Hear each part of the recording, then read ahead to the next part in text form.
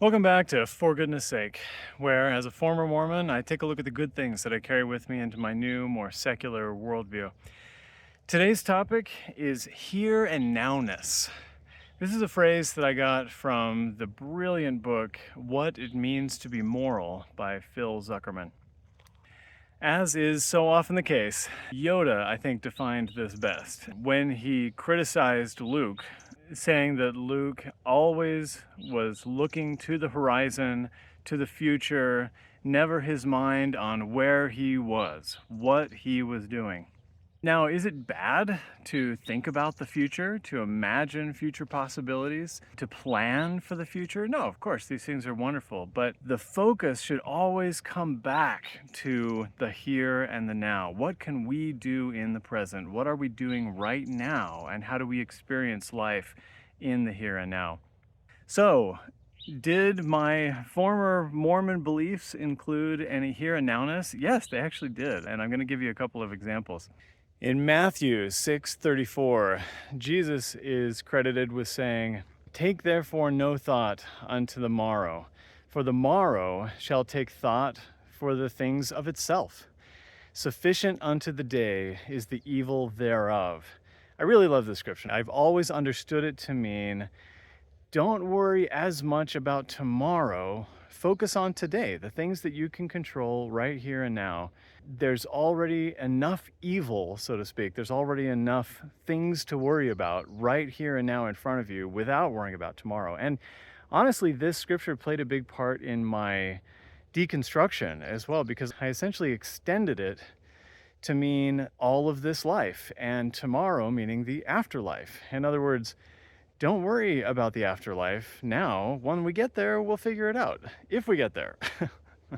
In the meantime, focus on this life. This life is the one that's happening right now, and we can fix things right now in front of us. Another example comes from Mormon versus mainstream Christian theology. Mainstream Christian theology has this idea of the rapture, where the righteous will be caught up into heaven. And, that's the end of the story for them, basically. Now you're in heaven, now you're done, you're good to go. And I really like the here and nowness that Mormonism brings to this idea, just because it's slightly tweaked. Instead of believing that the faithful will be caught up into heaven, Mormons believe that heaven is right here in front of us. And we're just preparing the way for Jesus to come back and reign personally here on the earth. So I like that element of here and nowness in Mormonism, and I hang on to that. But either way, I want to argue that these end time theologies, the rapture theologies, the second coming theologies, are really damaging for our overall health as a society. And it's because it takes us away from the here and nowness. In other words, there's an out. At the end of every discussion about global warming or sustainability, you'll have some Christians or Mormons or whoever who argue, even if they're just kind of arguing in the back of their minds, it's not really going to matter, right? Jesus is going to come, he's going to fix everything. All this stuff is going to work itself out.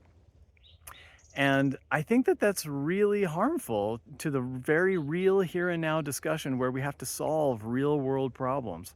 Now, are secular people immune from this kind of dangerous imaginary thinking? No. It's part of the human condition. Things in religion are not unique to religion. They're just part of who humans are. And I think all of humans are prone to get caught up in imaginary worlds that don't relate to the here and now. And I think a couple of examples of that in the secular world are ideas about the multiverse, ideas about multidimensionality. These are ideas that are fun to think about, but they don't help us in the here and now. They don't, even as far as we can tell, and even by definition, these ideas don't relate to the universe where we actually live. I've even heard it argued that the whole idea of moving to Mars with Elon and whatnot is a kind of secular rapture ideology where we're just thinking about escaping the problems of this world. And it is damaging to the discussion about solving the problems right here on our world if the smartest people are focused on leaving. In any case, Let's do all the good that we can do here and now in this world, and let's do it for goodness sake.